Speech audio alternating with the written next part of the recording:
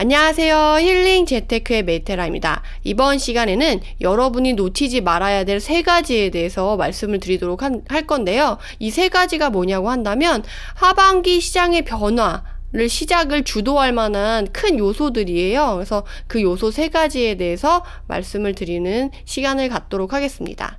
본격적인 내용에 앞서 공지 하나 드리자면 현재 유튜브 멤버십 분들을 대상으로 해서 한 달에 한 번 메디테라의 힐링 소통방을 운영하고 있어요. 그래서 부동산에 고민 있으신 분들은 사실 툭 터놓고 주변 분들이나 전문가랑 이야기를 나눠볼 시간이 거의 없으실 텐데 커피 한 잔의 값으로 좋은 시간 함께 했으면 좋겠습니다.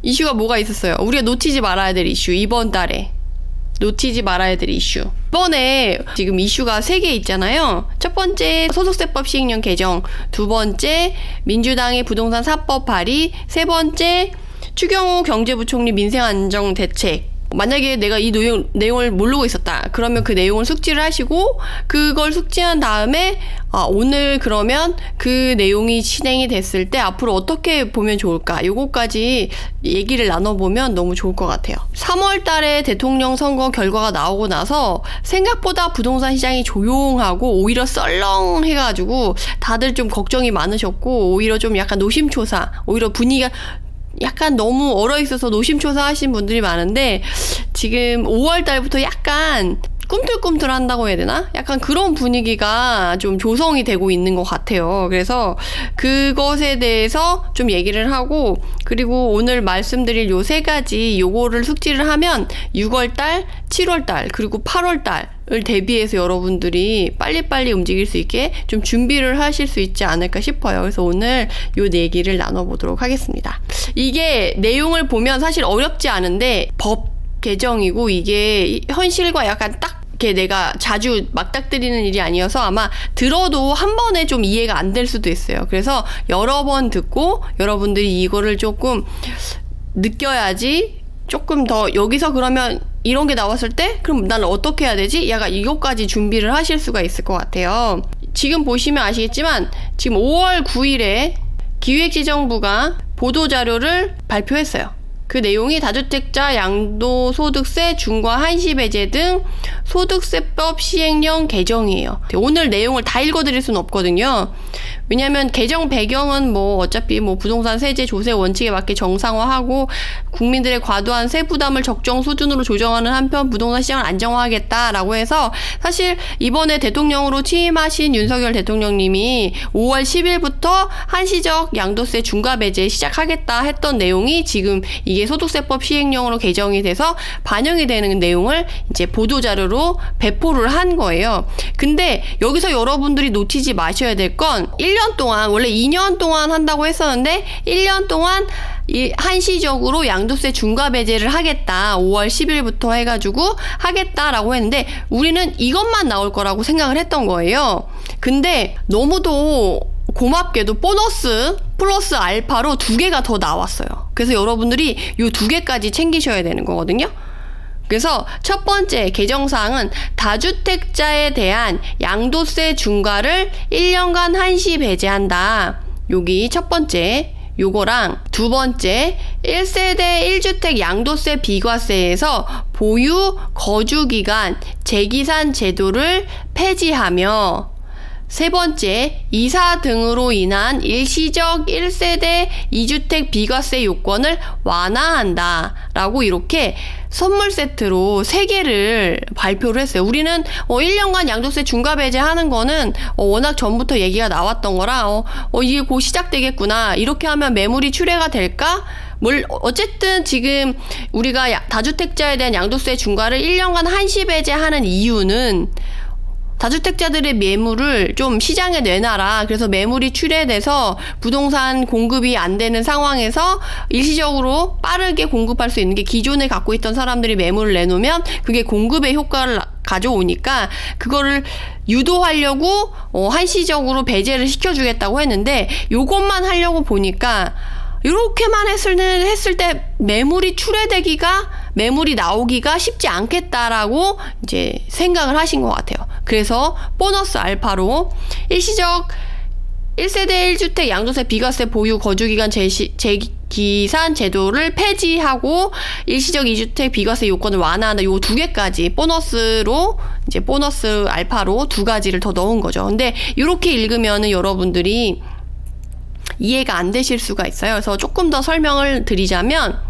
다주택자 양도소득세 중과 1년간 한시 배제가 이제 현행에서는 조정 대상 지역 내 주택 양도 시 중과세율을 적용해서 장특공제도 못 받게 해줬단 말이에요. 그래서 기본 세율에다가 2주택자는 20%, 3주택자는 30%를 얹어서 세금을 걷어갔는데 이제는 이거를 보유기간 2년 이상인, 그래서 내가 옛날에는 조정지역 내에서 주택을 갖고 있어서 팔려고 하면 양도세 중과를 받아서 못 팔았는데 그래도 그 전제가 있어요. 보유기간은 2년을 넘어야 돼요. 보유기간이 2년이 이상이 안 되면 중과세율을 이런 것도 안 되는 거죠. 그래서 보유기간이 2년 이상, 내가 투자를 했어도 2년 이상 갖고 있었다라고 하면 조정 대상 지역 내 주택을 2022년 5월 10일부터 2023년 5월 9일까지 양도시 기본 세율로 이제 중과를 20% 30%를 하지 않고 기본 세율 6에서 45% 그 양도 차익, 시세 차익만큼의 그 세율 구간에 맞는 기본 세율이 6%에서 45%죠.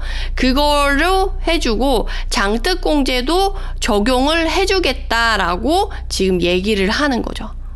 그래서 보유기간 3년 이상인 경우 적용 15년 이상 보유시 최대 30% 공제해주겠다. 뭐 이렇게 하는 거고 밑에서 예시로 2주택자일 때, 3주택자일 때 현행에서는 얼마를 내야 되는데 개정하면 이렇게 세금이 줄어드니까 너네 빨리 매물을 좀 내놔. 지금이라도 시세 차익 있는 거 조금 줄일 수 있으니까 세금 줄일 수 있으니까 지금 팔면 좋을 것 같아 라고 이렇게 얘기를 해주는 거죠. 그래서 이렇게 세부담을 완화해서 매물을 출회하고 싶다라고 이제 얘기를 하는 거죠. 그래서 사실 이 내용들을 차분차분히 다 읽어보시면 좋을 것 같은데 오늘 이거를 다 읽다 보면 완전 강의처럼 끝나버릴 것 같아가지고 나머지 세부적인 사항은 여러분들이 다운받아서 읽어보시면 될 것 같아요. 오늘 내용은 기본적인 내용을 숙지하고 기본 내용을 숙지하고 보니까 그럼 그 다음에 나는 뭘 생각해야 돼? 라고 하는 거죠. 그거를 알아보는 게 더 중요한 시간이기 때문에 거기에 조금 더 제가 시간을 비중을 그쪽에 좀 두도록 할게요. 그렇게 했을 때 지금 다주택자 양도소득세 중과 1년간 한시 배제를 통해서 이거 시작되자마자 시장이 어떤 반응을 보였나요? 다들 알고 계시죠? 매물이 증가했어요. 보너스 두 개도 같이 있기 때문에 매물이 더 많이 출회된 것도 있지만 그 전부터도 조금 매물이 조금 늘고 있었어요. 그래서 5월달 전이나 5월달부터 본격적으로 나타나는 모습이 매물이 증가했다. 그나마 정말 서울 수도권의 매물이 진짜 특히 서울 같은 경우 매물이 진짜 없다 했는데 서울도 약간 매물수가 증가를 하고 수도권도 매물이 증가했어요. 그 대신에 상대적으로 어떤 문제가 생겼나요? 매물이 증가하니까 전세 매물은 상대적으로 오히려 더 떨어졌어요. 그러니까 전세 내놓을까 그냥 매도를 할까 고민을 하다가 이제는 시세 차익으로 중과 배제를 받을 수 있으니까 전세 새로 놓지 말고 그냥 팔자로 전향된 물건들이 많다라는 거죠. 그러니까 상대적으로 매매를 할 수 있는 매물은 증가했지만 전세를 받는 매물은 오히려 줄어들어서 올해 하반기에 전세가 조금 구하기 어려울 수 있겠다라는 건 오히려 조금 특이점이라고 할 수가 있죠. 사람들이 왜냐면 다주택자들이 본인이 집을 보유하면서 살고 있지 않은 집은 이제 전세를 내거나 월세를 내거나 이제 임대를 놓으면 거기에 임대를 하는 사람들이 세입자들이 그걸로 집을 구하는 건데 이제 매도를 하려고 하니까 매매자하고만 거래를 할 수 있지 이제 세입자를 들일 수는 없는 거잖아요. 그러다 보니까 전세 매물이나 이런 임대를 할 수 있는 매물은 줄어서 올해 하반기에 이런 게 조금 영향을 미치지 않을까 싶어요. 그래서 사람들이 매도를 하고 팔고 싶어 하는 거지 임대를 새로 놓고 싶어 하지 않는 부분 때문에 오히려 하반기에 그런 전세 매물이 더 줄 수 있는 요소가 될 수 있겠다라는 생각이 좀 들더라고요. 그래서 제가 이전에도 말씀드렸지만 올해 하반기에 전세가는 당연히 상승을 해요. 그렇지만 제가 이전처럼 2020년이나 2021년처럼 전세가가 3억 하던 게 막 6억 하고 막 5억 하던 게 10억 하고 이런 식으로 폭등을 한다고 했나요? 그렇지는 않을 거라고 제가 말씀을 드렸죠. 그래서 그거는 이전에 유튜브에서 여러 번 말씀드렸기 때문에 그거에 대한 자세한 내용은 얘기하지 않겠지만 조금만 짚고 넘어가고 이렇게 그것과 연계가 돼서 이 지금 정책과 올해 하반기의 전세가 상승, 전세가 매물에 영향을 미치는 이 부분에 이 맞물리는 부분만 한번 말씀을 드리고 이렇게 넘어가도록 할게요. 그래서 이렇게 생각을 하시면 될 것 같고, 그 다음은 이제 1세대 1주택 양도소득세 비과세 보유 거주기간 기산 제도를 폐지한다. 현행은 양도일 현재 2년 이상 보유하고 거주를 해야지만 1세대 1주택 비과세를 적용을 해줬어요. 그리고 거주 요건은 2017년 8월 3일 이후 조정대상 지역 소재 주택 취득분에 한해서 적용한다고 했죠. 그래서 다주택자 같은 경우는 1주택을 제외한 모든 주택을 팔고 나서 양도하여 팔고 나서 최종적으로 1주택이 된 날로부터 보유와 거주 2년 했을 때 너는 비과세를 받을 수 있어 라고 얘기를 했었단 말이에요. 근데 이걸 개정을 하면서 없앤 거죠. 폐지한 거죠. 주택수와 관계없이 주택을 실제 보유 거주한 기간을 기준으로, 그러니까 이제 너가 최종적으로 1주택이 된 날로부터 이제 보유랑 거주 기간을 계산을 해서 2년이 지나면 그때부터 너가 비과세를 받을 수 있어 라고 했던 걸 없애고 그냥 1세대 1주택이 된다고 하면 비과세를 적용해 주겠다는 거죠. 그러니까 이전으로 다시 회귀한 거라고 생각을 하시면 돼요. 그래서 이거는 없어지게 됐다. 그러니까 이제는 내가 세 채 갖고 있었다. 그런데 세 번째 주택 팔고 두 번째 주택 팔고 그러면 1주택만 남았다. 그러면 걔를 비과세 받으려고 하면 당장 비과세를 해주겠다라는 거죠. 이전에 2년 보유하고 2년 거주했다라고 한다면 조정지역 내에서. 근데 만약에 일시적 1가구 2주택이라고 하면 세 번째 주택 팔고 두 번째 주택이랑 첫 번째 주택이랑 남았을 때 그것도 이제 계산을 할 수가 있는 거겠죠. 그래서 이런 식으로 해서 여러분들이 이제는 최종 1주택 개념 자체가 없어졌다라고 이해를 하시면 될 것 같아요. 그리고 세 번째, 이사 등으로 인한 일시적 1세대 2주택 비과세 요건을 완화한다. 그래서 현행 전에는 종전, 신규주택, 기존에 갖고 있었던 주택이랑 새로 구매한 주택이랑 모두 조정 대상 지역일 경우에 이제 신규주택 취득일로부터 1년 이내에 종전주택을 팔아야 되고 세대원 전원이 신규 주택으로 전입을 해야지만 일시적 1세대 2주택 비과세를 받을 수가 있었어요. 근데 개정을 해서 이제 기존에 갖고 있던 주택이랑 신규 주택 모두 조정 대상 지역인 경우 종전주택 양도 기한을 1년 내에 파는 게 아니라 2년 이내에 파는 걸로 완화를 해주겠다는 거예요. 사실 최근에 매도하고 싶어도 어때요? 매도가 안 돼서 매도를 못하는 상황이 지금 벌어졌었잖아요. 그래서 나는 일시적 1가구 이사를 해야 돼서 일시적 1가구 2주택이 어쩔 수 없이 됐는데 기존 주택이 이제 매도가 안 돼서 어쩔 수 없이 지금 2주택으로 남아있게 된 사람들이 되게 많았는데 그걸 1년 내에 팔아야 된다고 하니까 너무 바빴던 거죠. 근데 그거를 2년으로 완화를 시켜주겠다고 하니까 어떻게 되겠어요? 1년 내에 팔 자신이 없는 사람들은 이사를 못하는 거죠. 일시적 1가구 2주택 비과세 특례법을 받고 싶었던 사람들은 움직이질 못했던 거죠. 내가 이거 만약에 이사 갔다가 기존 주택 양도 차익이 큰데 이거 비과세 못 받으면 정말 이거 어떻게 내가 벌어둔 돈 다 날리는 거 아니야? 라고 생각을 해서 이사 갈 엄두를 못 내고 그냥 포기하는 사람들이 많았었는데 이제는 2년으로 늘어나다 보니까 어때요? 이제 맘 놓고 좀 2년 안엔 그래도 팔 수 있겠지. 게다가 지금 양도세 중과 배제도 시작됐으니까 매물도 나오고 이제 내 집 마련하려고 하는 사람들은 좀 움직이지 않을까라고 생각이 들어서 2년으로 완화된 그 기간 동안에는 내가 이사를 할 수 있지 않을까라는 희망을 가지고 움직이실 수 있는 분들이 이제 움직일 수가 있겠죠. 운신의 폭이 좀 넓어지는 거죠. 그래서 매물 출의 효과가 조금 더 높아질 수 있는 정책이라고 저는 생각이 들어요. 그리고 세대원 전원이 신규 주택으로 전입 요건도 있었는데 이것도 삭제를 한 거죠.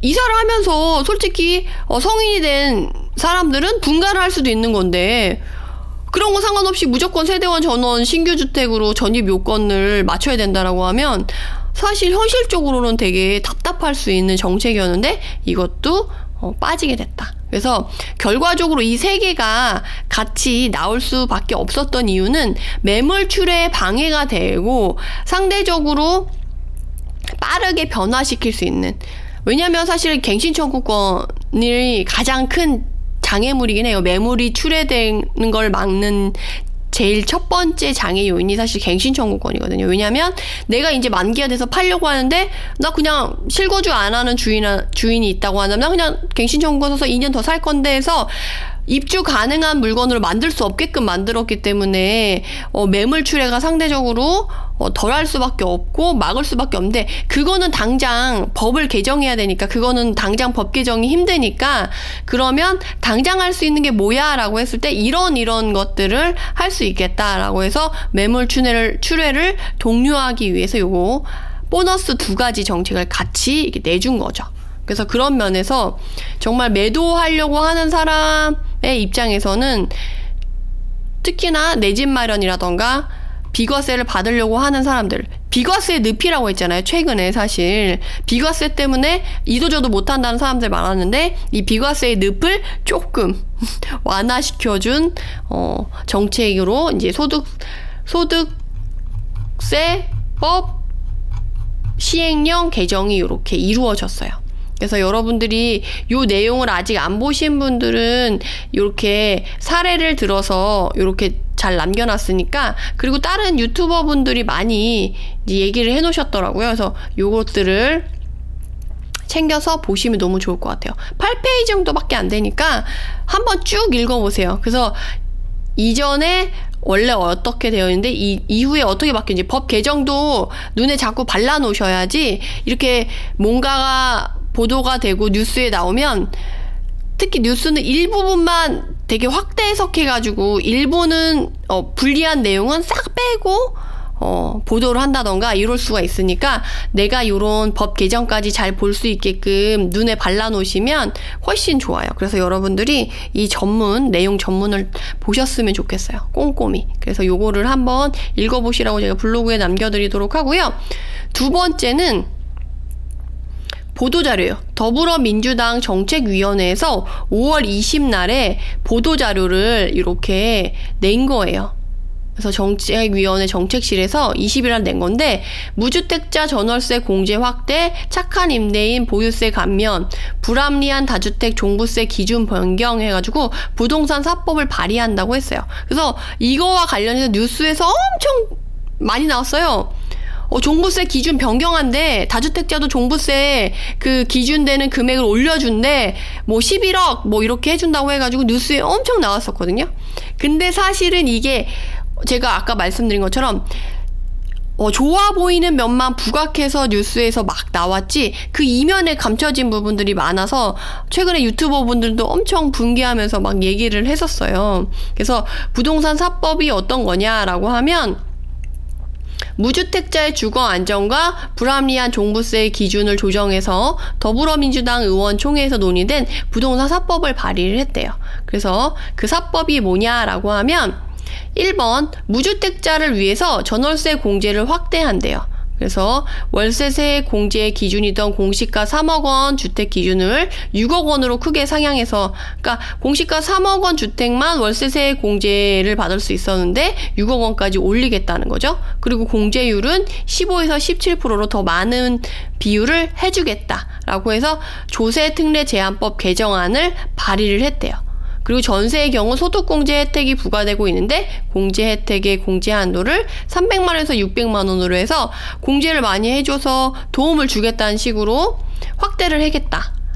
그리고 공제율은 40에서 80%로 확대하는 걸로 소득세법을 개정을 추진하겠다라고 해서 얘기를 했고, 두 번째, 착한 임대인 보유세 감면. 일부 전문가들은 임대차법 시행 2년이 지났기 때문에 임대차법 3법의 임대료 5% 상승 제한 규정이 영향을 받지 않는 신규 계약의 경우 임대료가 크게 상승할지도 모른다고 경고를 하고 있는 상황이니까 신규 계약 시에도 상승률 5%로 제한하는 이른바 착한 임대인에게는 임대물건 보유세, 재산세랑 종부세의 50%를 감면하는 내용의 조세특례 제한법을 발의한다고 했어요. 여러분 어때요? 착한 임대인 되고 싶은 분, 내가 다주택자인데 그동안 그 5%밖에 못 올리는 전월세 그 5% 상한선이 있었잖아요. 그것 때문에 못 올리고 있었는데 그게 끝난 거예요. 그래서 이제 5% 이상 올릴 수 있게 됐어. 막 전세 보증금이 막 억 단위로 올랐단 말이에요. 근데 5%만 올리면 재산세랑 종부세 50%를 감면해 주겠대요. 50% 감면을 받고 내가 5%만 올리실 분 계신가요? 그것도 한번 이따가 물어볼게요. 우선 본문의 내용을 한번 확인하고, 그리고 세 번째, 저가 다주택자와 고가 1주택자의 조세 형평성 문제를 개선하겠다는 거예요. 예전에는 다주택자면 무조건 나빠, 1주택자만 착한 사람이야 라고 했는데, 이제는 싼 거 저가 매물 퇴직한 다음에 월세 받으려고 싼 거를 여러 개 갖고 있는 사람들이 다주택자라는 이유만으로 종부세를 너무 많이 내니까 그 사람들은 조세 형평성에 문제가 생긴 것 같아 라고 하면서 다주택 종부세 과세 기준액을 1주택자와 같이 11억 원으로 상향해 준다. 그래서 조세 형평성을 높이는 종합부동산세법 개정안을 발의했다. 그래서 이 개정안이 통과되면 다주택 종부세 대상자가 48만 6천 명에서 24만 9천 명으로 약 48.8%가 줄어들 것으로 예상된다라고 얘기를 해서 이번 부동산 4법이 주택시장을 안정화하고 서민들과 중산층의 세부담을 크게 완화할 것으로 기대한다라고 이렇게 좋게 얘기를 했어요. 제가 봤을 땐 이번에 6월 1일 지방선거가 많이 신경이 쓰이긴 했나 보다라는 생각이 전 좀 들었거든요. 근데 여기서 여러분들이 놓치지 마셔야 될 건 뭐냐면, 첫 번째, 이제 월세 그거 해주는 거, 그거는 좋은 취지고 늘어나면 공제를 더 많이 받으니까 도움을 받을 수가 있겠죠. 그래서 그거는 중요하지가 않고, 그거는 어차피 받으면 되는 거니까 크게 문제가 안 되래요. 그 다음은 제일 중요한 건 종합부동산세법 일부 개정 법률안에서 발의를 한 요 내용이 사실 문제가 돼요. 그래서 제가 아까 세법을 볼 수 있어야지 여러분들이 문제가 안 된다라고 했었어요. 그래서 지금 보면 신구 조문 대비표가 있죠. 현행은 어떤데 개정안은 어떻다, 이렇게 변화되는 거. 그래서 1세대 1주택자가 해당하는 경우에는 국내에 소재하는 해당 주택 공시가격 금액이 11억 원을 초과하는 자만 종부세를 내게 돼 있는 거죠. 그렇게 개정을 한다는 거죠. 그리고 제10조 2에 따른 공동명의 1주택자의 경우 국내에 소재하는 해당 주택 공시가격 금액을 6억 원을 초과하는 자. 그러니까 공동명의면 6억 원 하면 1주택만 갖고 있으면 6억 해서 12억까지는 공제를 받을 수가 있고 종부세를 그 12억까지는 안 낼 수가 있겠죠. 그래서 2주택 이상을 소유한 경우에는 국내에 소재하는 해당 주택의 공시가격 합한 금액이 11억 원을 초과하는 자. 그러니까 2주택 이상이라고 하면 어때요? 다주택자인 거죠. 이제 다주택자인 경우는 국내에 소재하는 해당 주택 공시가격 합한 금액이 11억 원을 초과해야지만 종부세를 내게 할 거야. 이전에는 6억이었잖아요. 근데 11억 원으로 바꿔주겠다는 거예요. 이것만 들으면 어때요? 너무 좋죠. 드디어 다주택자도 종부세 공제액이 늘어나서 조금 종부세를 좀 덜 낼 수 있고 대상자로서 빠질 수가 있겠구나 하고 기쁘다고 생각을 할 수가 있는 거죠. 그리고 법인, 우리가 또 법인 궁금하잖아요. 법인 또는 법인으로 보는 단체인 경우에는 국내에 소재하는 해당 주택의 공시가격 합한 금액이 3억 원을 초과하는 자.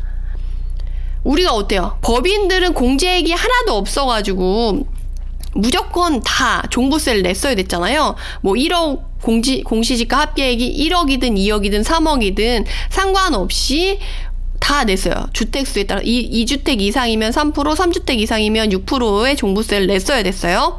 근데 이제는 공시가격, 법인 같은 경우는 공시가격을 합한 금액이 3억 원을 넘는 사람만 종부세를 그러니까 사람이 아니죠.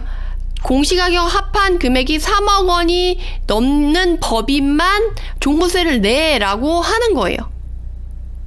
그러면 여러분들이 헷갈리실 게 뭐냐면 법인이 종부세에서 공제를 3억을 해주겠다는 게 아니에요.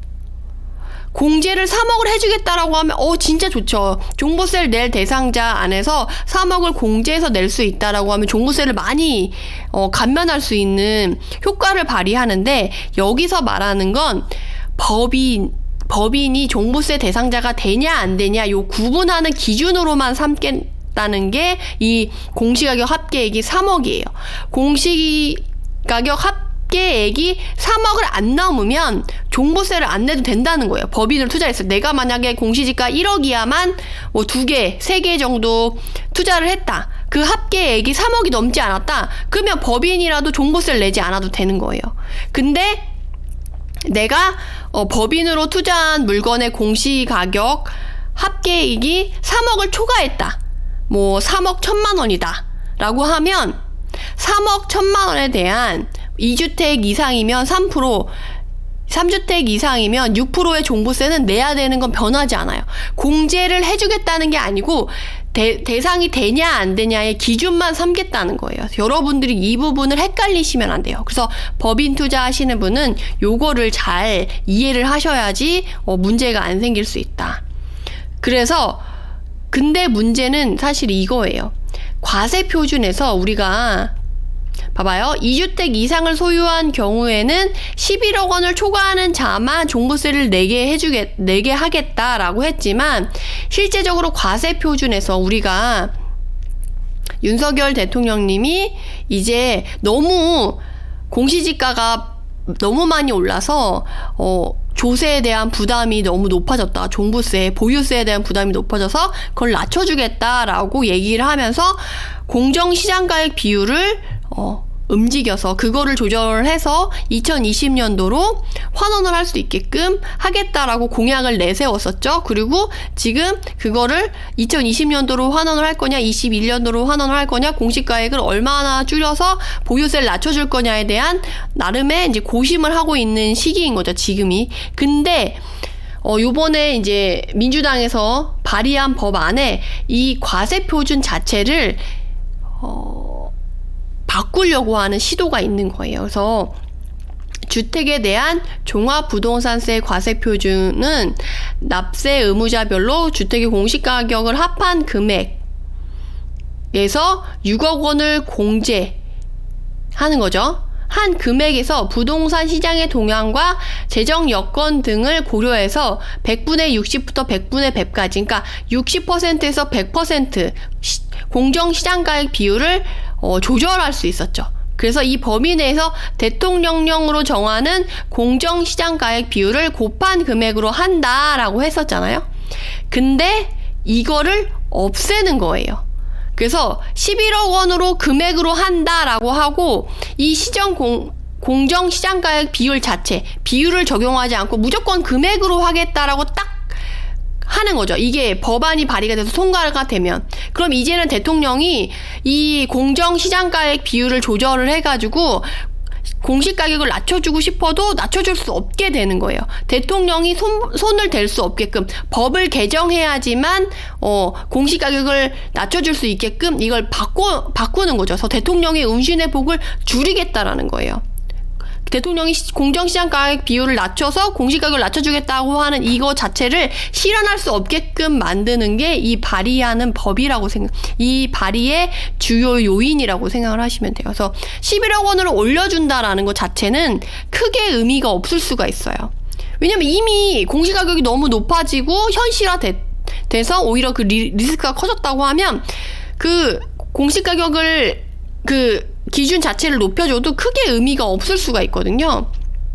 그래서 어떻게 보면 눈 가리고 아웅처럼 될 수 있는 부분이 바로 이 부분이거든요. 그래서 이 부분을 여러분들이 놓치지 않기 위해서 이 법안 발의했을 때 비포 애프터 법안을 비교해 볼 수 있는 능력, 눈을 가지셔야지 그나마 이것들이 실제적으로는 그렇지 않을 수 있겠구나, 눈 가리고 아웅이 될 수 있겠구나 라고 여러분들이 놓치지 않고 생각을 하실 수가 있는 거죠.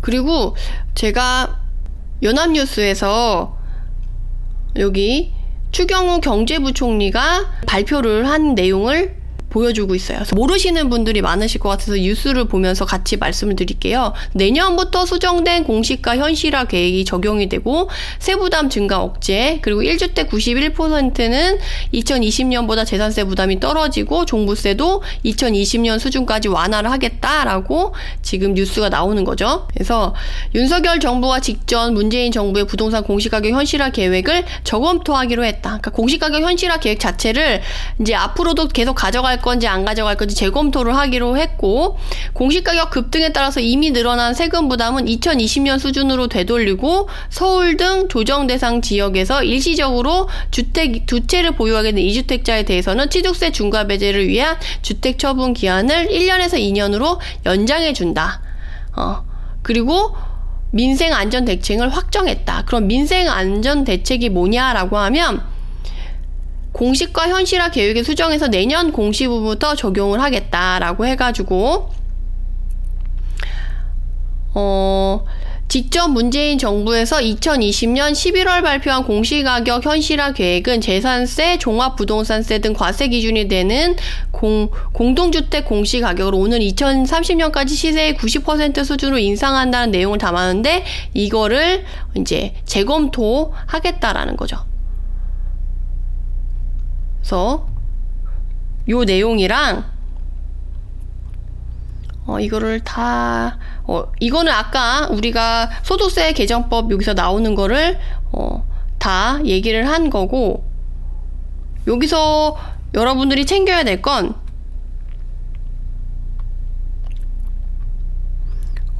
공시가격을 2020년도로 이제 환원을 하겠다는 거죠. 그래서 2018년부터 2020년까지 3년간 5%대 상승률을 이어던 공시가격이 2021년도는 19%, 19.05%, 2020년은 17.22%로 급등한 점을 고려해서 1세대 1주택자의 부동산 보유세 부담을 가격 급등 이전 수준으로 환원하겠다는 건데, 정부는 이를 위해서 1세대 1주택자 한해서는 올해 공시가격 대신에 작년 공시가격을 적용해서 세금을 매기기로 했대요. 그래서 재산세의 경우에는 오히려 작년 공시가격을 적용하더라도 대다수 재작년보다 세금 부담이 줄어들고, 작년부터 1세대 1주택자가 보유한 공시가격 9억 원 이하 주택 재산세율 구간별로 0.05%포인트 인하하는 특례가 신설됐기 때문이라고 했어요. 이에 따라 양도 1주택자나 1%에 달하는 6억 원 이하 주택 경우 올해 재산세 부담이 줄어들 것이라고 보이는 거죠. 그리고 종부세는 작년 공시가격을 적용하면서 현재 100%인 공정시장 가액 비율을 하향하는 방식으로 세부담을 2020년 수준까지 끌어내리기로 했다 라고 지금 나오죠. 그래서 공시가격을 2020년 수준까지 끌어내리기로 했다라고 민생안정대책을 확정을 했다라는 거죠. 그래서 종부세는 공시가격에서 일정 금액을 공제한 후에 이제 공정시장 가액 비율을 곱한 금액으로 과세 표준을 산출하기 때문에 이 비율이 내려가면 세금도 완화되는 효과가 있다. 그래서 공정시장 가액 비율은 시행령 개정 사안이라 국회 동의 없이 정부가 독자적으로 할 수 있다. 근데 정부는 오는 3분기 중 작년 공시가 적용을 포함한 보유세제 개편을 추진할 계획인데 올해 종부세 고지서가 11월에 발송되는 점을 고려하면 적어도 8월 말까지는 제도 정비를 마쳐야 되는 상황이다. 어때요?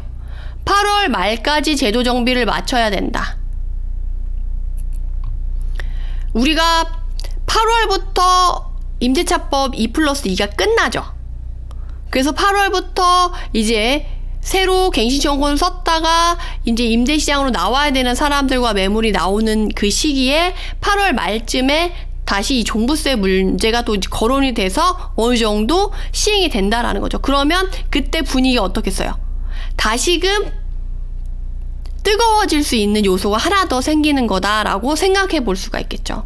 그리고 일시적 2주택 취득세 중과 배제를 1년에서 2년으로 늘리면서 이달 10일부터 소급 적용하기로 했다. 그러니까 아까 1년만 해준다고 했는데 2년으로 나온 그거랑 같은 얘기죠. 그래서 정부는 일시적 2주택자가 취득세 중과 배제를 받기 위한 요건도 완화하기로 했다. 그래서 일시적으로 주택 두 채를 보유하게 된 사람이 취득세 중과를 피하려면 일정 기한 내 주택의 한 채를 처분해야 되는데 처분 기한을 1년에서 2년으로 늘려주겠다는 거다.